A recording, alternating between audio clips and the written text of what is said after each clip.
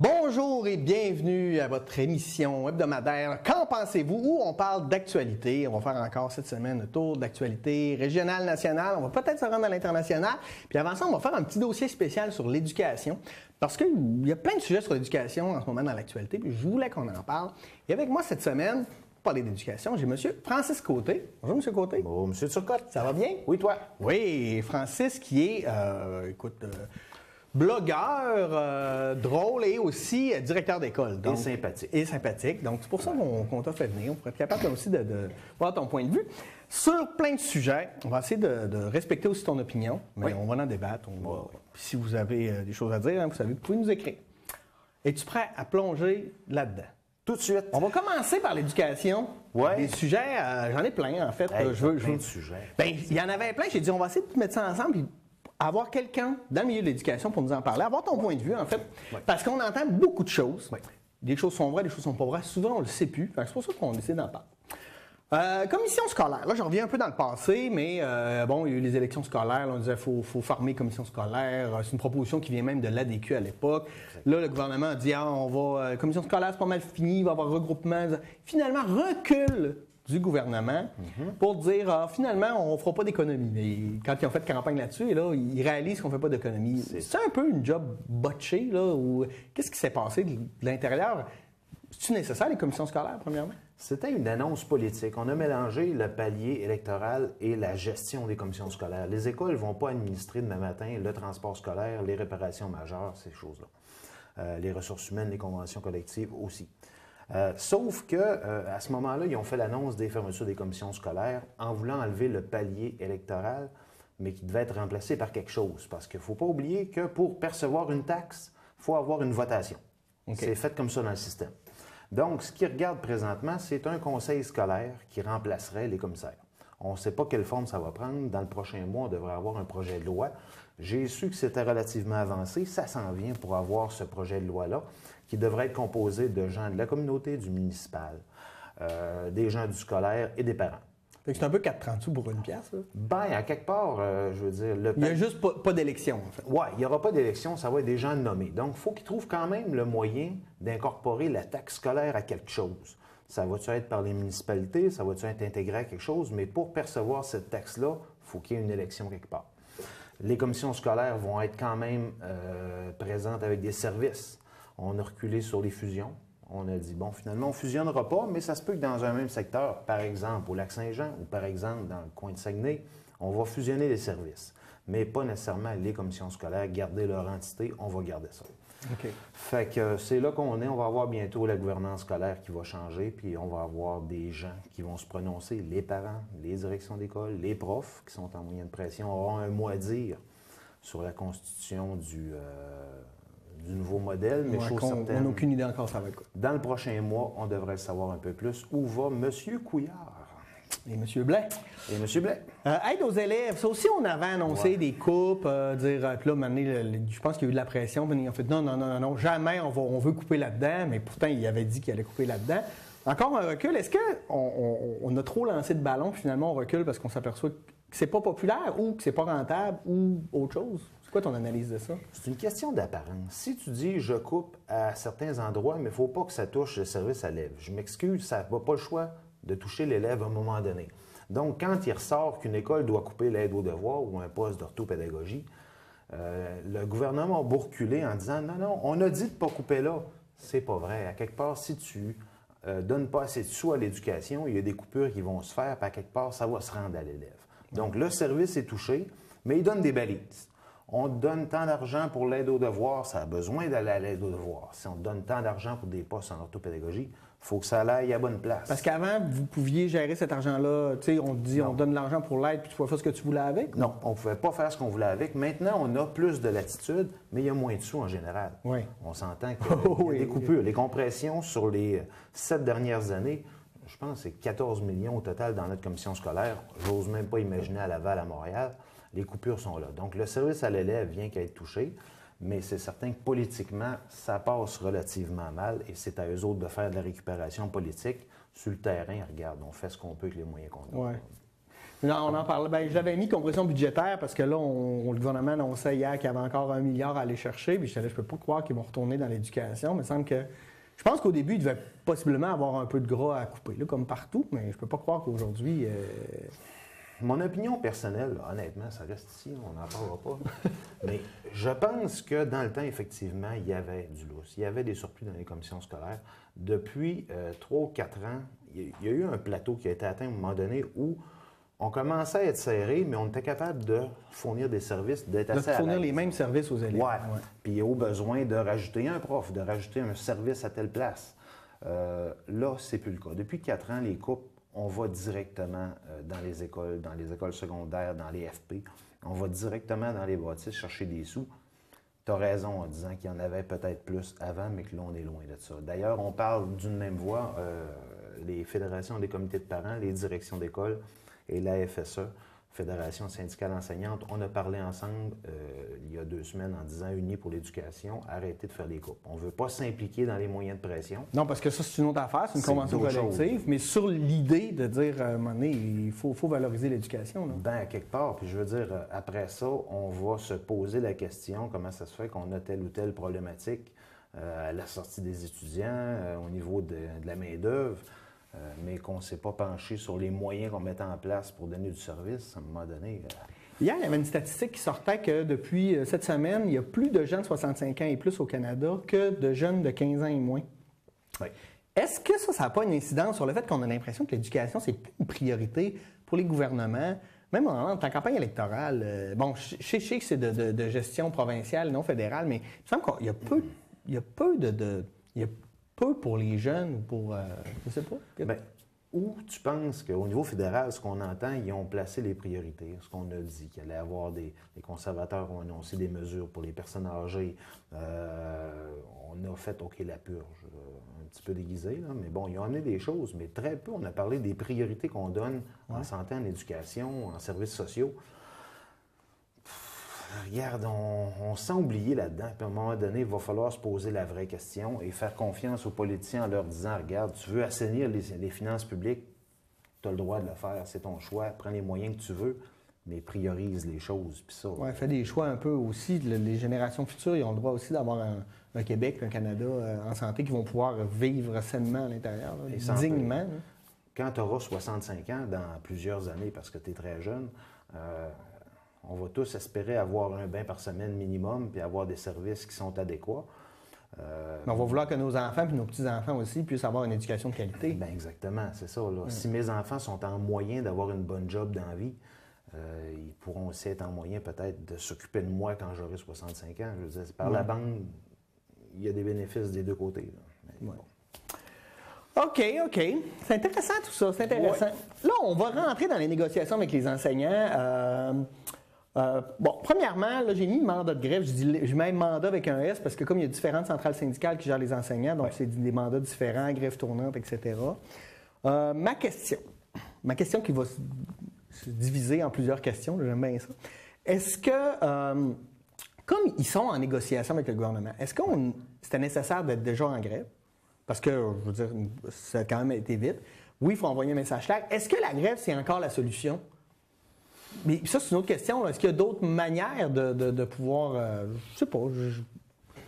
J'ouvre le débat. C'est embêtant. Bien, rapide, non, parce que je veux dire, les négos... Ça fait longtemps. Ça fait longtemps. C'est avant les fêtes l'année passée. Je veux dire, jusqu'au printemps, il y avait des discussions assez intenses. Cet été, ça a bloqué. Et depuis le retour cet automne, ça n'a pas beaucoup avancé. Sans dire qui a raison, qui a tort, on en vient qu'à se demander c'est quoi les moyens que les profs ont. Oui, parce que finalement, ils font face à un gouvernement qui, au bout du compte, peut faire loi spéciale, puis c'est comme ça qu'il faut être payé, puis ça finit demain. Puis par le passé, c'est déjà arrivé. Avant d'arriver à la loi spéciale, tu veux que les gens se présentent à la table de bonne foi et au moins qu'on ouvre le débat. Si les un peu comme avec les concessionnaires automobiles. Ah non, ça c'est un autre. Non, c'est vraiment un autre débat. Malheureusement, c'est ça. Nous autres, on ne va pas mettre des roulottes sur le bord du chemin puis pas donner de service à l'élève. C'est impossible. Fait que ça va être maintenu. Les grèves, bon, présentement, c'est la FAE. Ici, nos centrales syndicales. FAE, on parle c'est surtout à Montréal. Fédération autonome de l'enseignement dans le coin de Montréal. C'est aujourd'hui 30 septembre. C'est pas pour rien. C'est une journée qui sert de financement pour les écoles publiques. Donc, journée-là avait été choisie.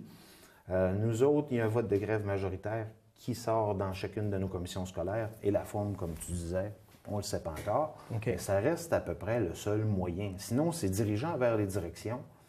C'est pas des moyens très, très méchants. Je veux dire, on ne se fait pas intimider à l'école, mais il y a des choses qui ne se font pas. Il y a le port du chandail. Ah oui, c'est ça. Il y a des petites procédurites à l'intérieur de l'école qui sont là pour nous. Puis, tu sais, on a aussi beaucoup, je sais pas, il y a l'argument qui sort souvent là, des gouvernements, là, peu importe les gouvernements, de dire vous prenez les enfants en otage. Ouais. Mais en même temps, les professeurs sont un peu pris en otage aussi là-dedans, parce que comme tu dis, ils ne peuvent pas donner de service, là. Bien, c'est ça. Et on peut finir en loi spéciale d'une manière ou d'une autre. Ils l'ont déjà fait. Ouais. Ils ne veulent pas se rendre là. Par contre, ben ça fait parler aujourd'hui. Ouvre la radio. On parle des grèves, on parle de la situation pour les parents. La situation des enseignants aussi. Oui. Ouais. Puis, regarde, c'est mes autres points, là, tu sais, parce que ce qui achoppe, entre autres, bon, salaire, mais salaire, j'ai l'impression que ce qu'ils demandent, c'est une indexation, là. Ouais. Donc, augmentation selon l'inflation, ce qui est à peu près normal puis qui n'est pas tant élevé parce que le coût de la vie monte beaucoup plus. On parle beaucoup du temps de travail en place et du nombre d'élèves par classe. Oui. Nombre d'élèves par classe, moi, je l'ai vécu par enseignant, ça, c'est primordial. Moins tu as de personnes, que tu sois d'une formation ou peu importe, plus la qualité de ce que tu donnes est là, ça, c'est sûr. Ben, en tout cas, moi, je suis convaincu de ça. Temps de travail dans l'établissement, comment tu vois ça? Les profs ne sont pas là. Je ne comprends pas, en fait. Tu as un mandat, tu as des choses à faire, tu as des cours à donner, tu as ta correction que tu amènes souvent à la maison parce que tu n'as pas le temps de la faire à l'école. On s'entend que, comme direction, je ne prendrai pas position sur le sujet. Je n'ai qu'à amener la précision. Okay. Temps de travail, un prof est payé 40 heures par semaine. C'est reconnu. Okay? Il fait 32 heures à l'école. Il y en a 8 qui sont reconnus pour autre chose. La correction, pour du temps de planif, les comités, etc. Les comités, etc. Dans la négo, la demande, c'est d'avoir un peu plus de temps à l'école. OK. Donc, s'approcher un petit peu plus des heures payées par semaine en demandant un petit peu plus de présence à l'école et plus de fait que les profs considèrent peut-être un peu que c'est... tu es en train de nous dire qu'on ne travaille pas nos 40 heures quand au bout du compte, ils le font, mais autrement parce qu'ils s'impliquent dans des comités. Mais en fait, les institutions scolaires veulent que les profs s'impliquent avec des comités, avec les jeunes, avec peu importe. Puis ça, bien, les professeurs ne sont pas payés pour faire ça. Là. Mais si on comprend le temps de travail qu'ils ont dans l'établissement, c'est là-dedans qu'on pourrait rentrer ça. Et la demande qui vient du patron aussi, c'est d'arrêter. Parce que présentement, une tâche enseignante, c'est fragmenté en différents morceaux. On place des heures et bon, en dehors de ces heures-là, tu peux quitter ou il faut que tu sois présent. Il demande plus de flexibilité, comme quelqu'un qui travaille de telle heure à telle heure et vient à la job. Et les enseignants, eux autres, leur réponse, c'est on fait nos heures, on s'implique, on est là. Donc, donnez-nous la liberté de faire notre job. J'ai l'impression qu'on n'est pas si loin là, d'y arriver. Mais je pense que ça va prendre la bonne foi. Des deux côtés. Des deux côtés. Oui, non, je comprends que tu es d'une position chaude. Là.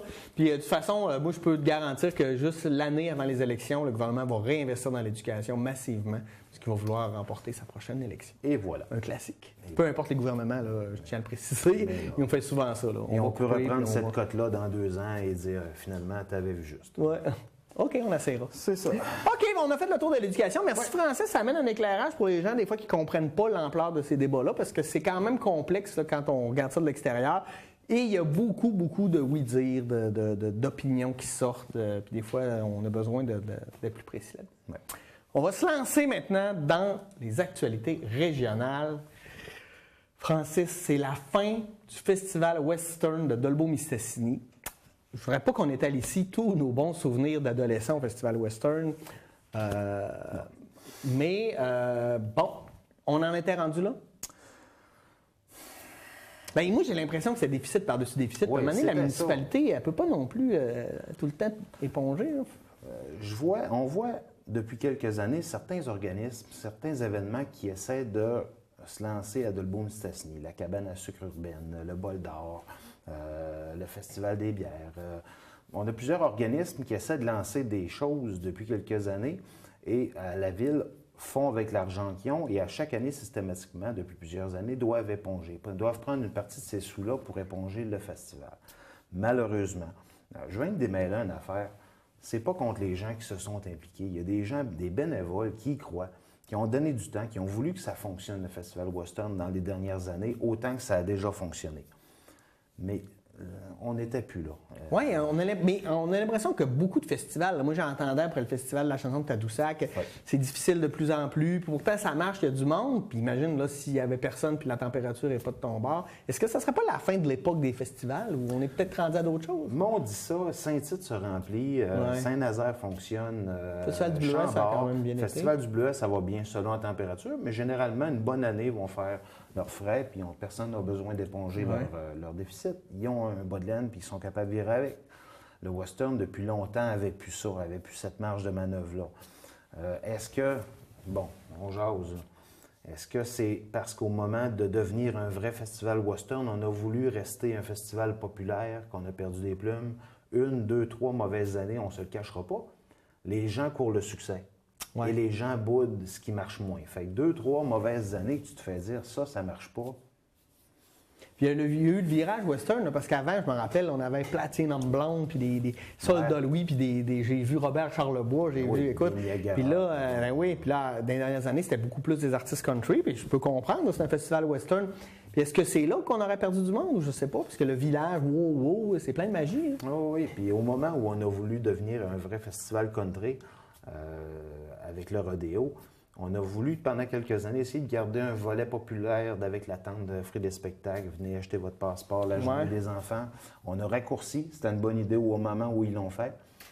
Mais la population... à un moment donné, c'est ça. Faut arrêter aussi, à un moment donné, d'être sur le respirateur artificiel. Là, puis, Et espérons que les sous libérés, en guillemets, qui servaient à éponger ce festival-là, peuvent être utilisés maintenant pour... D'autres festivals ou d'autres activités culturelles. Effectivement, pour... Puis là, il y avait une particularité quand même. Là. On a un village western à Dolbeau-Mistassini. Pour ceux qui ne sont jamais venus, dépêchez-vous de venir, parce que c'est quand même impressionnant. On va faire quoi avec ça?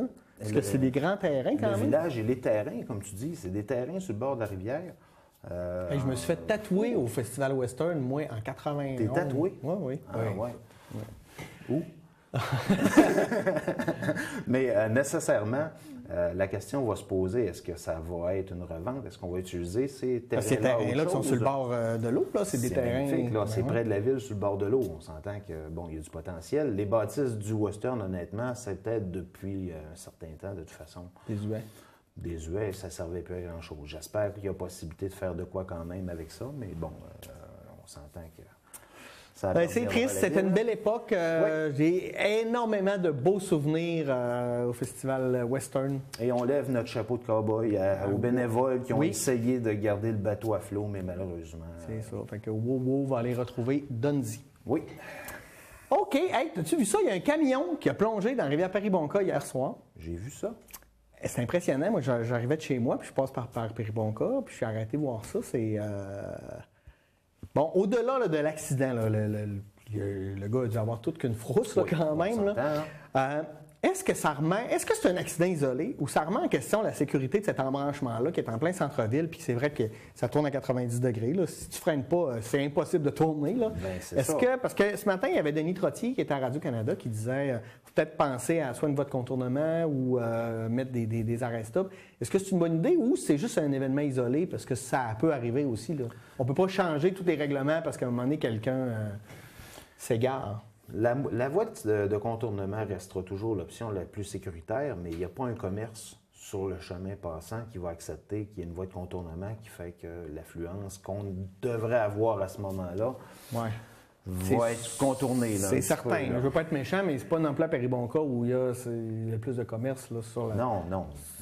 Le centre d'achat de Péribonka ne devrait pas souffrir de la voie de contournement. Bien, c'est ça. Mais malgré que ça reste quand même qu'il y a une station-service, qu'il y a les dépanneurs, des trucs comme ça, puis la marina pour les gens qui peuvent voir. Puis on se mentira pas, là, quand tu fais le tour du lac, c'est un des plus beaux endroits où rouler, sur le bord de la Péribonka. Mais est-ce que ça t'est déjà arrivé d'arriver à ce coin-là et de mettre ton clignotant?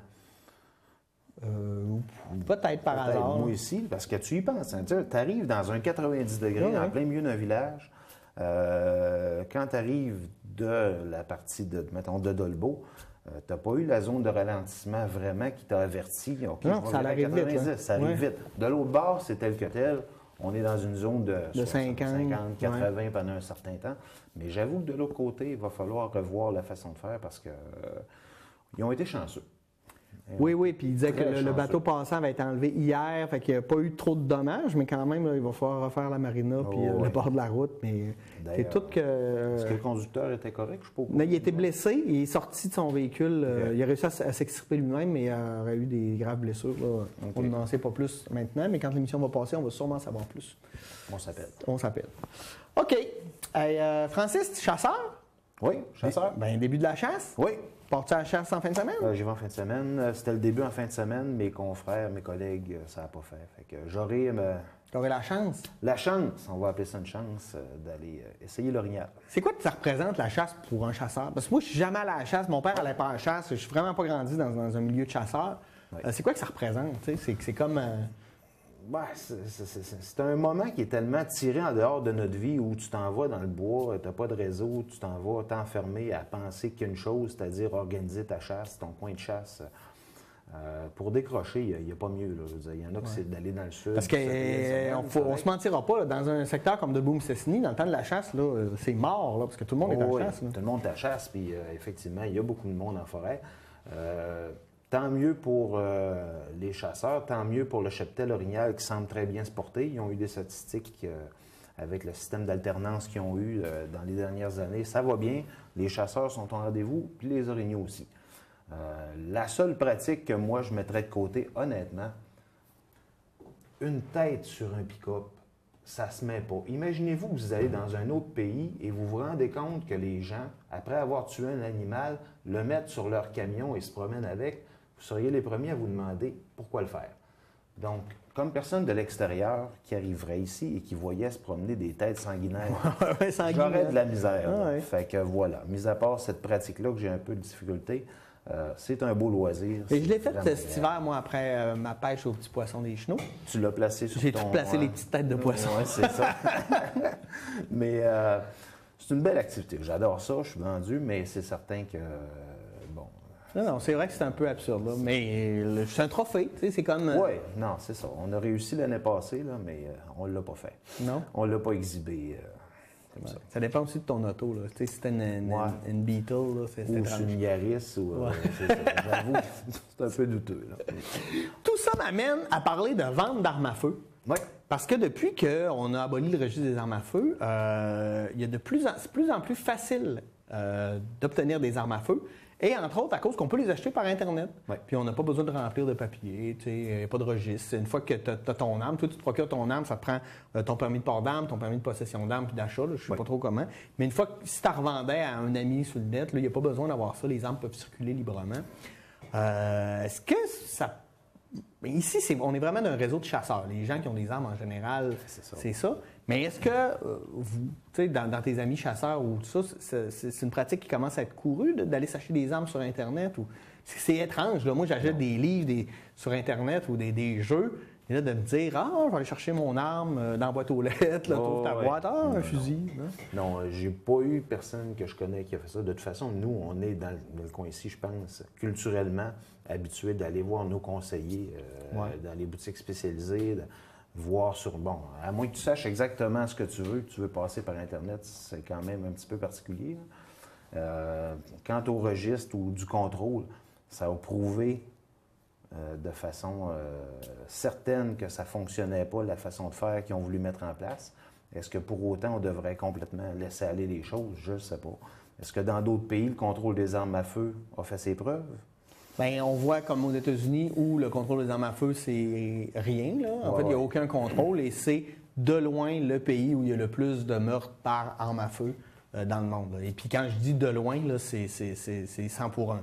C'est ça. Donc, est-ce que nécessairement d'avoir une libre circulation, c'est la solution? Je ne pense pas. Par contre, le programme mis en place dans le temps par le fédéral a clairement pas fait ses preuves. Il a coûté extrêmement cher. Extrêmement cher pour très peu de résultats à ce moment-là. Bien, il faudrait trouver une manière, en fait, un entre-deux, là. J'essaie pas l'idée de récupérer les données et d'essayer au Québec de faire quelque chose à nous qui serait viable. Mais bon, je pense que quelqu'un qui veut commettre un crime par une arme à feu va en trouver une d'une manière ou d'une autre, on s'entend, là. Mais... Oui, c'est ça, mais c'est que si tu n'as pas d'arme à feu, je veux dire, quelqu'un qui veut commettre un crime, il veut se prendre un couteau, une affaire, mais les chances de tuer quelqu'un qui a une arme à feu sont beaucoup plus grandes. Puis plus tu as accès à des armes à feu, plus c'est facile. Et moi, j'entendais, entre autres, des policiers qui disaient, quand on est appelé sur quelque chose, la première chose qu'on faisait, c'est d'aller voir le registre. Ah, ce monsieur-là qui est en train d'avoir fait de la violence conjugale, il y a des armes à feu chez eux, parce que le registre pouvait lui dire.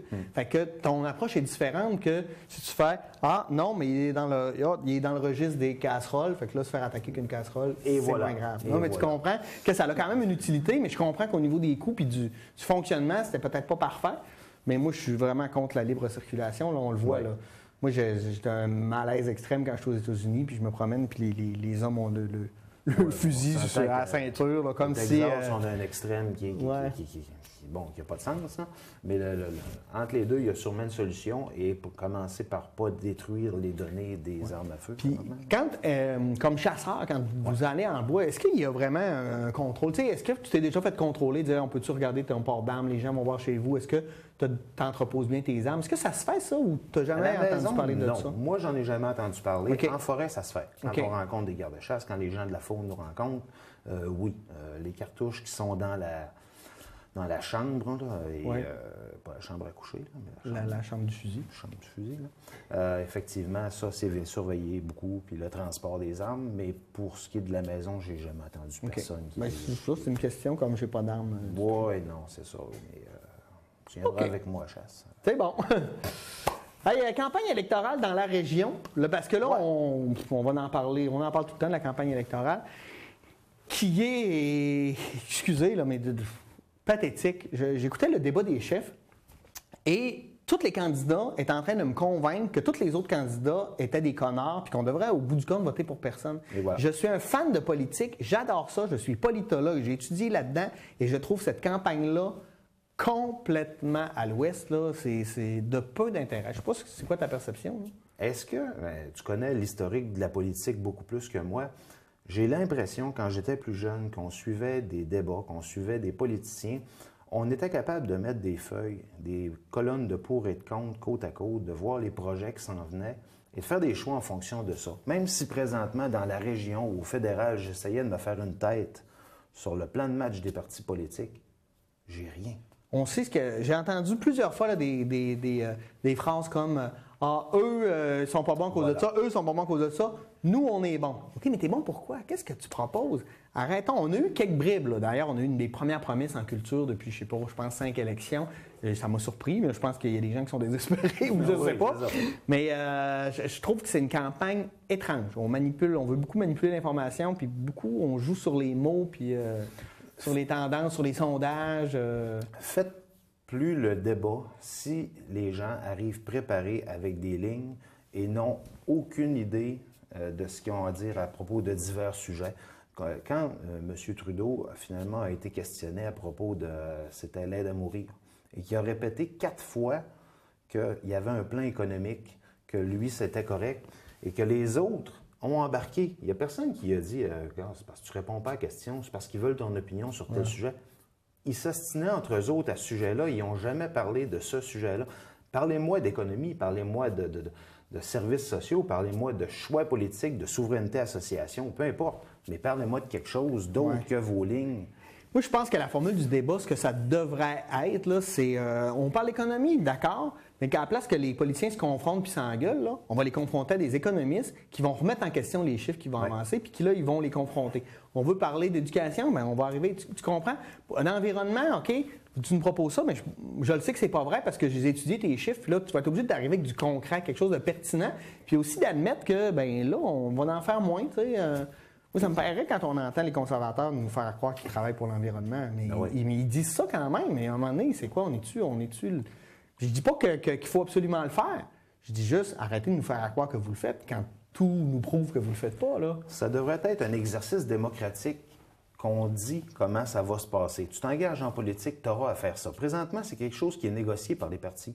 Ouais. C'est quelque chose que les questions vont être prévues d'avance, ou en tout cas surveillées, les sujets, la façon, le mode, et quand tout le monde va être d'accord, on l'organise. Non, tu n'as pas le choix. soit confronté à des économistes, soit confronté avec des gens de différentes classes sociales. Justifie tes choix. Ça devrait être ça un débat, mais là, on est loin de ça présentement. Là, je veux dire, moi, ça ne m'aide pas. Non, mais moi aussi, là, écoute, je suis complètement embêté. Là. J'ai même rêvé cette nuit que j'étais ami avec un des chefs de parti puis qui me posait des questions sur sa campagne, tellement ça m'obsède de dire, je ne sais plus où...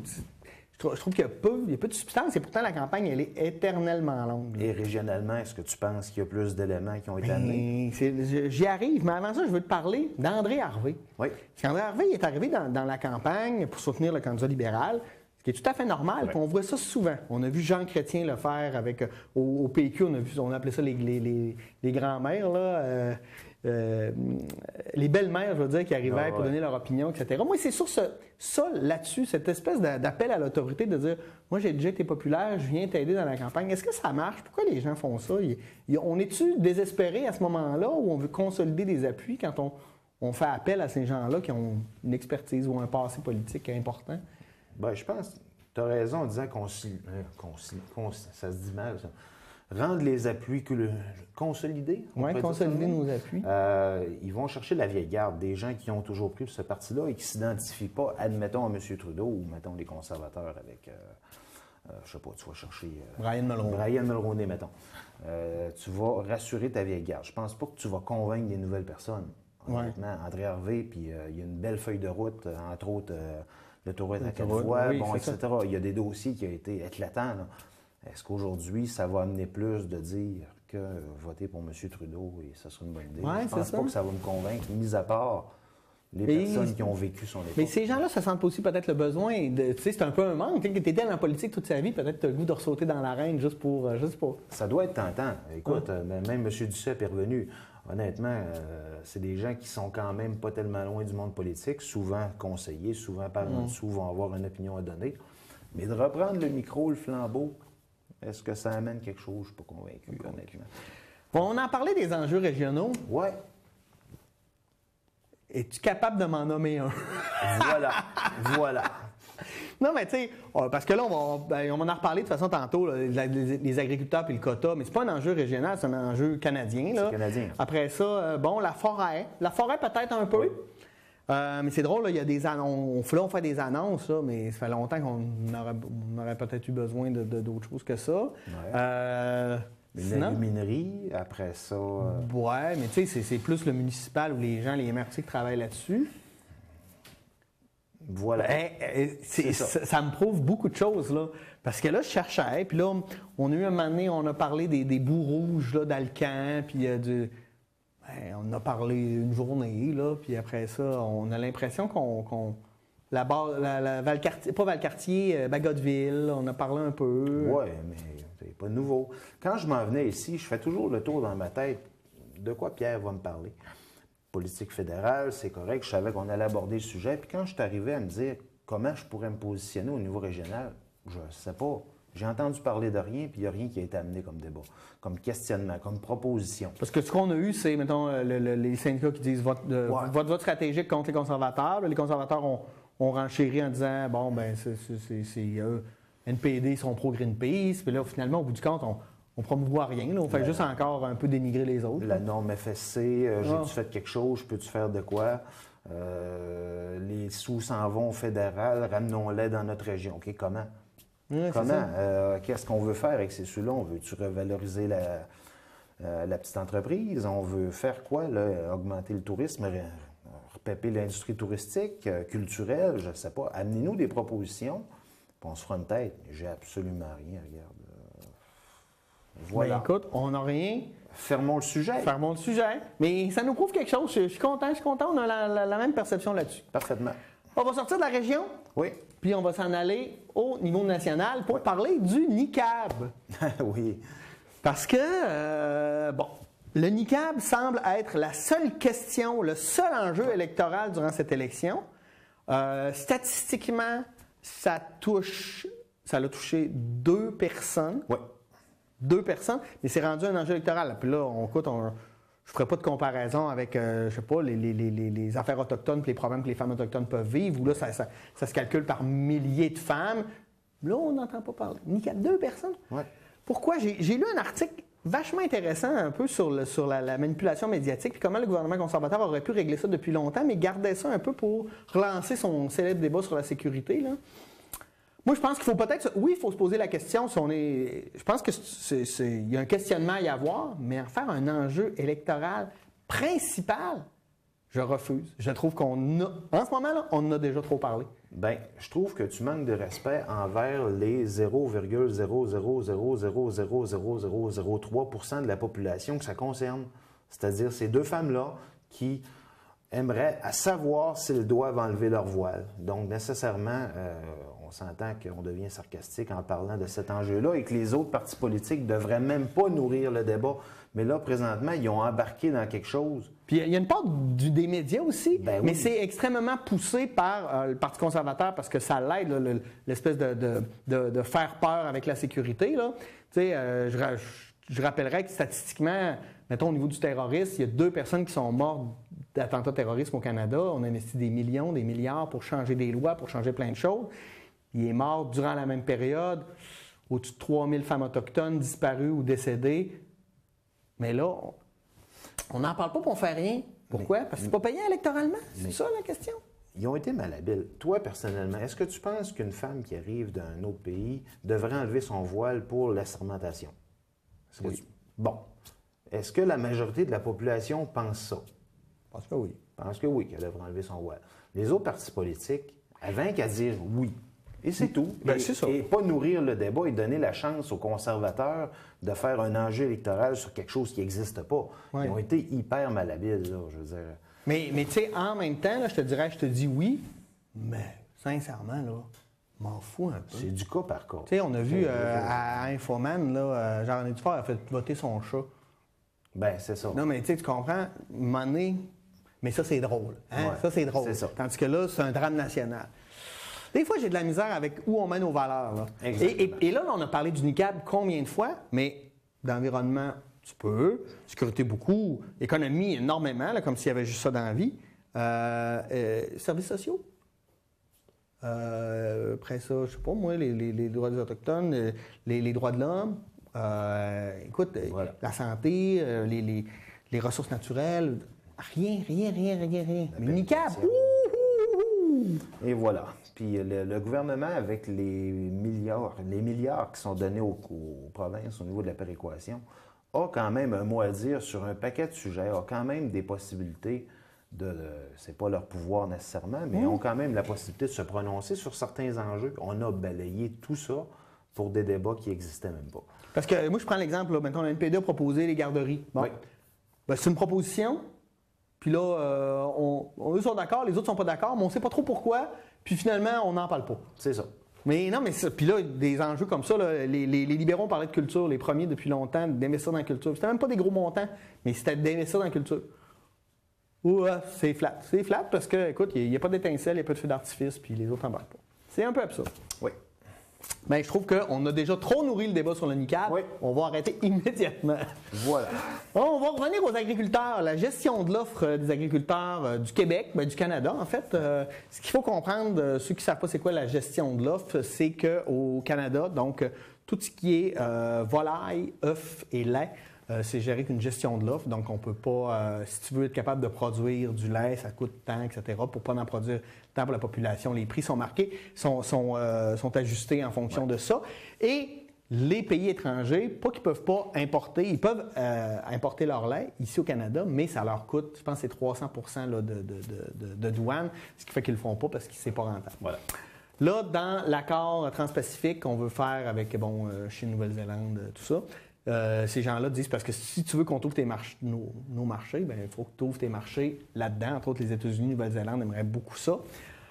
Puis, il y a des producteurs aussi, des agriculteurs, je pense au porc, qui disent « Oh yes, moi j'aime ça, d'avoir plus de marchés, on va pouvoir. » Qu'est-ce qu'on fait? Qu'est-ce qu'on fait? Parce que si on enlève la gestion de l'offre, on risque de perdre beaucoup de petits agriculteurs parce que pour être rentable, il va falloir avoir des méga fermes. C'est ça. C'est-tu ça qu'on veut?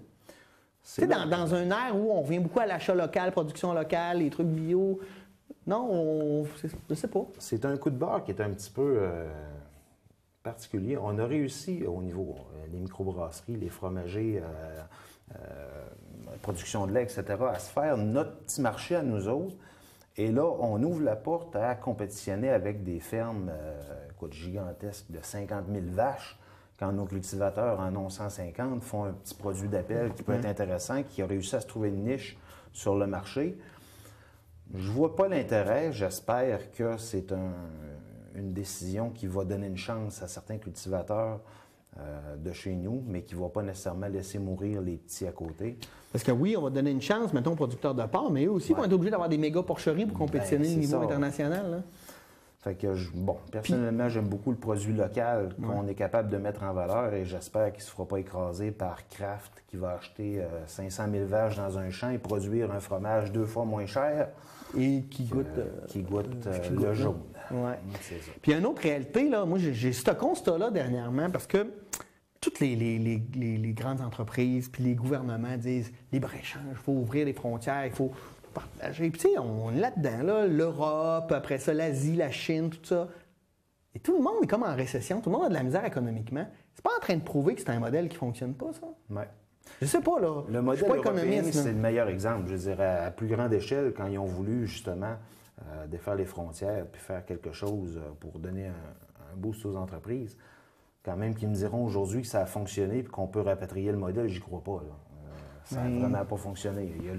Notre protocole de libre-échange avec les États-Unis fonctionne quand même relativement bien. Il n'a pas tué nos producteurs. En même temps, regarde l'industrie du bois, là. C'est pas loin d'être mort. Mais c'est pas loin d'être mort, mais je pense que l'industrie du bois, c'est autre chose. Ils n'ont pas réussi à s'adapter parce que la demande, on le voyait venir quand même depuis un certain temps. Il y a de la gestion aussi qui n'était pas toujours été... Oui, c'est ça. Là. Il y a des gens qui ont pensé qu'on allait produire des journaux pendant encore 50 ans. Bon, un autre débat. J'espère qu'en ouvrant les frontières, on prend la décision pour aussi inclure nos petits cultivateurs qui... On dirait que tout est fait en fonction de nourrir des gros qui vont devenir encore plus gros et de tuer le petit qui va être obligé à un moment donné de travailler pour rien. Non, mais c'est encore ça, c'est le 1% qui gagne, puis le reste, toutes les PME, les petites entreprises, c'est difficile. C'est eux, j'ai l'impression qu'il faut aider. Puis c'est comme ça qu'on est capable de se construire une économie locale qui fonctionne. Là. C'est déjà compliqué quand tu es le fils d'un tel qui va vendre un quota de lait 1 million, 1,5 million. Au niveau du financement, au niveau de la rentabilité, c'est déjà des jobs qui sont vraiment pas évidentes. La relève n'est pas là. On a vu d'ailleurs avec les investisseurs de la Banque nationale qui sont arrivés par en arrière ramasser les achats de terre. Ils ont mis un frein, là. Mais les valeurs étaient écoute, là. les valeurs des terres agricoles ont monté de je ne sais plus combien de 100 là. Et présentement, c'est encore difficile de trouver de la relève. Fait que, essayons de ne pas les poignarder en arrière. Oui. C'est ça. OK. Hey, pacte fiscal avec les municipalités. Je crois que c'est ça. Le gouvernement a signé pour dire, on vous donne moins d'argent, mais on vous donne plus de pouvoir. Ça me fait tout le temps rire. T'sais, faites ce qu'on n'est pas capable de faire, faites-le bien, mais avec moins d'argent. Mais en tout cas, les municipalités ont accepté parce qu'on leur a donné le droit d'être capable de réglementer les conventions de travail de leurs employés. Oui. C'est un peu extrême. Ça va dans le... Là, j'ai pas lu en détail, mais tu sais, par rapport aux lois du travail, puis est-ce qu'on peut... Je sais pas ce que tu en penses, de dire, moi, là, mon industrie municipale, on va dire, OK, là, ça va être ça vos salaires, ça va être ça vos conditions de travail, puis c'est nous autres qui décident. Ils ont signé. Ouais. J'ose espérer que s'ils ont signé, c'est parce que c'était profitable. Mais les municipalités ont signé, mais je comprends. Moi, je suis maire, là, j'ai le goût de ça en maudit, mais... tous ceux qui travaillent, là, les employés municipaux. Est-ce que ça va être un moyen détourné de renégocier à la baisse? Je sais pas. Je sais pas. Il y a déjà des conditions qui sont quand même... C'est intéressantes, là. Exactement. Ils vont vouloir le maintien de ça. Est-ce que, on va s'embarquer dans une guerre ouverte auprès de chaque municipalité? Ils peuvent pas, là. Ils peuvent pas, c'est signé. Les municipalités ont le droit de faire ça. Là. Ils ont le droit de le faire. Donc, espérons que les municipalités ne vont pas tenter... Mais j'imagine que dans des petites municipalités comme ici, ça risque de passer mieux que, j'imagine, Montréal, Québec, là, où déjà ça brasse pas mal entre la mairie et les employés. Là, c'est ça. Là. Les fonds de pension sont déjà problématiques. On veut-tu embarquer aussi le chèque de paye hebdomadaire qu'on donne à nos employés? J'espère que non. Ils ont déjà beaucoup de choses à régler dans les grosses villes. Ici, je pense que ça va quand même bien. Mais en tout cas, moi, j'ai toujours ce principe-là. Les gens ont le droit de vivre dignement, tu sais. Ouais. Les gens ont le droit d'avoir des belles conditions de travail. Puis des fois, on dirait qu'il y a des gens qui jalousent ça, mais mon Dieu, quand tu fais de l'argent, tu dépenses de l'argent aussi. Puis si tout le monde a ton salaire minimum, là, il ne s'en vendrait pas beaucoup de gros pick-up dans le coin. C'est ça. En tout cas, c'est ma perception. Là, Je suis bien d'accord. L'argent roule. C'est ça qu'il faut pas faire. Garder dans un compte c'est sous clé. En tout cas, OK. KPMG, excusez, j'allais essayer de le prononcer en anglais, les évasions fiscales. Je ne sais pas si tu as suivi ce dossier-là. Peu. Peu. En fait, c'est une firme d'avocats, ou pas une firme d'avocats, mais une firme de finances qui permettait à des Canadiens, donc il y a une liste avec 25 Canadiens très fortunés, il y avait un stratagème pour qu'ils puissent faire de l'évasion fiscale. Ça, on n'en parle pas beaucoup, là. Hein? Quand on a un gars qui vole 2 paquets de cigarettes d'un dépanneur, là, on fait un gros topo là-dessus, mais les évasions fiscales, on n'en parle pas beaucoup. Et pourtant, c'est des millions, ce sont des milliards de dollars qui se perdent d'impôts non payés au Canada et partout dans le monde. Et il y a des organismes donc, qui organisent, en fait, ça. Et là, il y a une gang qui sont fait pogner. Là, ça me fait rire parce que c'est une gang, là, ils ne veulent pas dénoncer leurs clients. Puis là, ils vont être convoqués en commission parlementaire pour dire vous allez être obligés de dire c'est qui. Puis tu sais, en commission parlementaire, tu ne peux pas accuser quelqu'un. Non. Donc, même si je te dis ton nom, je ne peux pas te poursuivre. Mais au moins, ça permet au gouvernement de comprendre le stratagème puis de trouver une manière de le contourner ou de passer des lois pour que les gens payent des impôts. Là. C'est illégal. Là. On doit se payer des impôts. Ça me fait rire. Tu sais. J'entends tout le temps le monde chialer contre on va y aller avec les gros clichés, là, les BS qui fraudent le système, etc. Mais ceux qui fraudent le plus le système, c'est ceux qui ont le plus d'argent avec l'évasion fiscale. Et là, on fait rien. C'est comme correct parce qu'on a une cravate et un veston. J'ai un peu de problème avec ça. Peut-être la classe moyenne n'a pas la possibilité d'envoyer son argent aux Philippines. Ben non. Je veux dire, on a de la misère à arriver. Là. C'est une retenue à la source. Ouais. On va vivre avec ça. Et curieusement, souvent, ces gens-là sont protégés et il y a des milliards qui partent et qui ne sont pas payés en frais de services, d'impôts, qui ne nous reviennent pas. C'est un peu ridicule, mais je pense que... Parce que moi, ce que j'ai un problème, là, moi, je comprends les gouvernements qui veulent faire l'équilibre budgétaire. Tu sais, c'est le fun d'avoir des finances saines. Mais pour équilibrer un budget, tu as 2 solutions. Couper tes dépenses ou augmenter tes revenus. Oui. Couper les dépenses, ils l'ont fait pas mal. Là. Augmenter les revenus, ça se fait aussi. Puis ça, là, c'est une manière d'augmenter ses revenus, là, c'est de traquer ceux qui font de l'évasion fiscale parce qu'il y a beaucoup, beaucoup, beaucoup d'argent à aller chercher là.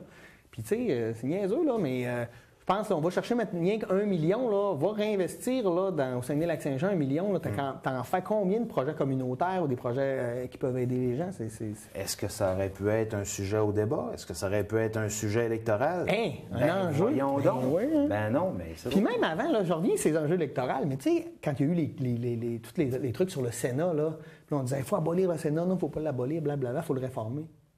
Le Sénat dans la campagne électorale, c'est un autre enjeu, ça, quand. Oui. Non, mais c'est un vrai enjeu. Pour, contre, tu sais, toi, tu veux l'abolir, toi, tu veux pas. On s'en fout. Le NICAB.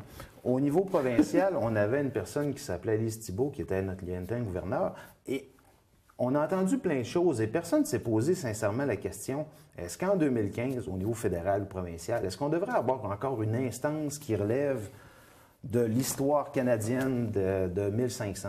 À un moment donné, on peut-tu réfléchir autrement, arrêter de se demander justement des sujets qui sont complètement ridicules? Écoute, le gouverneur général, Sénat, la représentation de la reine. Tu m'amènes à mon autre sujet, le lieutenant-gouverneur du Québec. Je l'avais pas vu. Mais... on peut revenir sur Lise Thibault. Elle a été accusée, elle va faire de la prison, c'est ça? Elle fait de la prison. Bon, tant mieux. Mais non, mais tu sais, c'est une personne en poste d'autorité, un poste représentatif. Il ne faut pas oublier que le lieutenant-gouverneur, c'est le représentant de la reine au Québec. Donc, quelque chose qui coûte cher et qui ne sert pas. Là. Absolument pas. Aujourd'hui, là, le gros problème, c'est pas Lise Thibault, parce qu'elle ne volera plus. On s'entend, là, elle n'en fera plus de vol, la madame. Elle mettre en tout cas. Mais nécessairement, si on maintient encore quelqu'un en place, qu'on se demande 2 secondes comment elle a fait pendant 10 ans, qu'il y a quelqu'un qui a signé en bas de la feuille pour qu'on prenne de notre argent, quand nous autres, dans les écoles, quand dans les hôpitaux, on scrute à la loupe des virgules puis des gossages de sous pour s'assurer qu'on va faire des économies sur le dos du monde, mais que des dépenses comme ça étaient acceptables ou jugées acceptables, qu'on ne se posait pas la question, ça me dépasse. Oui. Ça me dépasse. Et on a remis des photos de la reine dans les feux gouvernementaux. Comment ça peut coûter pour rien? Puis là, le nouveau lieutenant-gouverneur du Québec, J-Michel Doyon, qui lui a dit j'ai beaucoup de pouvoir ou c'est un poste de... Mais il n'y a aucun pouvoir, là. C'est ça qui me fait rire. C'est un représentant de la reine. Il faut comprendre qu'au Canada, le chef de l'État, ça reste la reine d'Angleterre, mais c'est symbolique. Le vrai chef du gouvernement, c'est le premier ministre du Canada, le premier ministre du Québec au Québec. C'est absurde, là. Ces gens-là n'ont aucun pouvoir, ils font juste nous coûter de l'argent. Exactement. Dehors. Et surtout, Tout le monde va s'entendre que cette structure-là, qui est archaïque, devrait être abolie, mais personne ne le dit. Pourquoi personne ne le dit? Pourquoi? OK, nous autres, mais OK, à part les 200 000 personnes qui nous écoutent, qui vont savoir de qu'est-ce qu'on pense, on ne l'entend pas sur la place publique. Non. Ils vont soutrer de ce que Lise Thibault va avoir fait comme dépense pour recevoir des gens... Mais ils ne se posent pas la question que pourquoi qu'elle a accès à autant d'argent? C'est ça. Ouch. Ouch. Posez-vous les vraies questions, c'est ça, parce qu'il y en a encore un qui fait ce job-là présentement. Il doit être super utile, on l'a remis là. Ça y est, Non, en tout cas. je te boute. Oui, mais t'as bien raison. Allez, on va aller à l'international. T'as-tu le goût? On va aller parler de sujets comme la Syrie. Oh! Syrie que j'ai séparée en 2 points. Premièrement, il y a l'armée russe qui a toujours appuyé la Syrie, le régime syrien, qui a décidé de... la Russie, en fait, le gouvernement russe, d'appuyer, faire des frappes aériennes en Syrie contre l'État islamique. Ouais. Et de l'autre côté, il y a la France qui, suite à la publication de 50 000 photos là, sur la crise en Syrie, vont probablement ouvrir une enquête parce que Bachar al-Assad, qui est le dictateur syrien, serait passible de crimes contre l'humanité. Et statistique intéressante parce qu'on s'attarde beaucoup à l'État islamique en Syrie. Là, puis on fait c'est les méchants. Mais si on fait 2 poids, 2 mesures, là, par rapport au nombre de morts, le régime de Bachar al-Assad a tué, c'est du 100 pour 1, là, a tué 100 fois plus de personnes que l'État islamique en Syrie. C'est juste que l'État islamique, eux, quand ils tuent quelqu'un, ils se prennent en selfie avec, puis ils mettent ça sur les réseaux sociaux. Dans ce que Bachar al-Assad, quand il élimine un village ou qu'il torture des gens, ils s'en vendent pas. Mais statistiquement, c'est prouvé, là, ce régime-là a tué beaucoup de personnes. Oui. Puis je pense qu'il fait partie du problème là-bas. Là. Oui. Est-ce que des nouvelles frappes aériennes contre l'État islamique, ça peut servir? Comment régler le conflit syrien en 2 minutes? En apprenant du passé, c'est toujours des séquelles de pays capitalistes qui ont été mettre des sous, qui ont mis des régimes en place, qu'on leur a donné de la latitude. Mais comme tout régime avec plein d'argent, qui a de la latitude puis des ressources, il vient qu'à s'installer. Il y a plein de pays au Moyen-Orient qu'on a vécu exactement la même affaire. Mais là, si on pense, mettons, Libye, Irak, c'est des pays où on est allé destituer les dictateurs. Afghanistan. Puis après ça, on leur dit, hey, tenez, faites-vous une démocratie, mais... Ça ne marchera jamais. Donc, les frappes, ça ne sera pas efficace. Est-ce qu'on doit faire quelque chose? Est-ce qu'on doit rien faire? Non, c'est ça. On est vraiment pris en deux choses. Puis là, toute la crise des réfugiés, les gens partent. Puis je peux comprendre là, des pays que tu vois arriver. Écoute, il y a 1 million de réfugiés juste au Liban. À un moment donné, il faut que tu les accueilles. C'est des écoles, c'est des hôpitaux, c'est tout ça. Mais à un moment donné, on ne peut pas le laisser mourir non plus. C'est ça. Qu'est-ce qu'on fait? La solution, c'est toujours de rendre le pays d'origine meilleur et de vouloir garder ces gens-là dans leur pays qui serait correct. Mais il y a de l'ouvrage. Il y a de l'ouvrage parce qu'il n'y a pas, comme tu dis, que l'État islamique. À la base, c'était corrompu, c'était malsain. On ne pourra pas, d'un coup de baguette magique, espérer que ça va se régler tout seul. Ça n'arrivera pas. Et dans les autres pays, on le voit encore aujourd'hui, après je ne sais pas combien d'années de frappe en Irak ou dans l'Afghanistan d'intervention, est-ce qu'aujourd'hui, on a réglé le problème? Ça finira jamais. Ça finira jamais, malheureusement. Mais j'ai encore de la misère à dire qu'on les regarde à la TV et qu'on ne fait rien.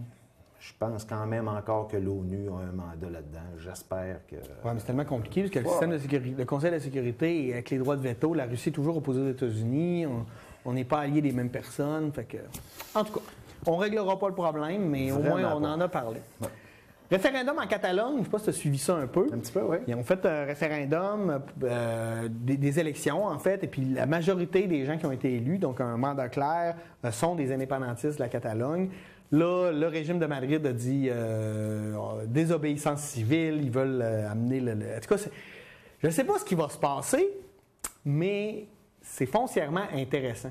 C'est quoi notre droit démocratique de décider de notre avenir? Parce que là, ils ont une majorité absolue. Là, ouais. C'est pas comme si c'était serré. C'est pas un 50 plus 1. Là. Non. Fait que j'ai bien hâte de voir ce qui va se passer. Puis je pense qu'il y a beaucoup de gens ici, j'imagine les indépendantistes, mais même les autres, de voir comment on gère ça, comment on peut gérer ça, parce que en tant que pays, tu veux pas perdre un morceau, puis en même temps, les gens ont décidé qu'ils ne voulaient plus être avec toi. Qu'est-ce que tu fais? Est-ce qu'historiquement, il y a eu des réussites?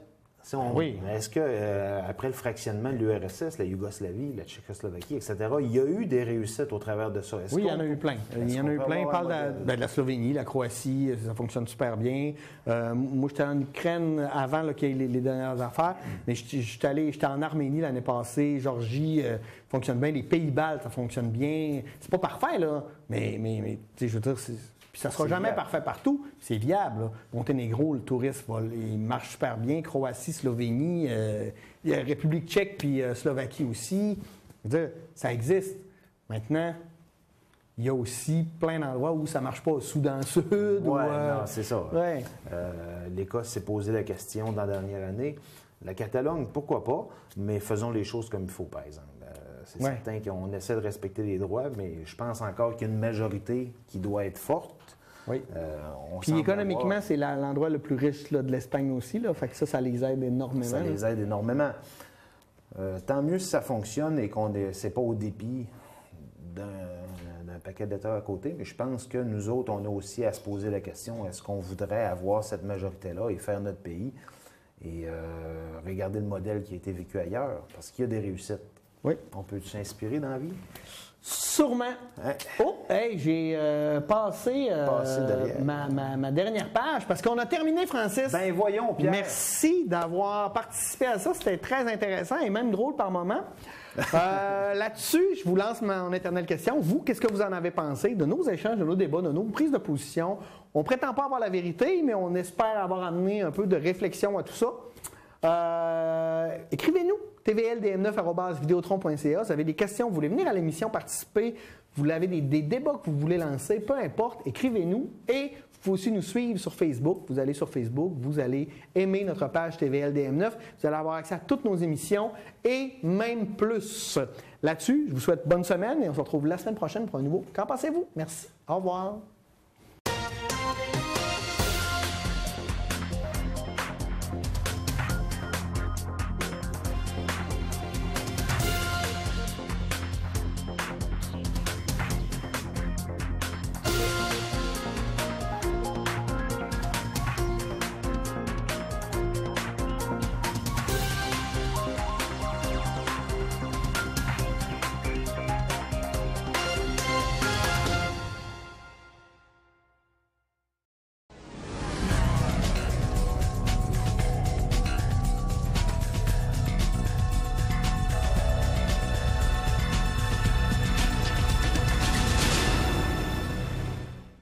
Aujourd'hui, ça ne tente pas de vous parler de cancer et d'autres maladies que la cigarette peut vous causer.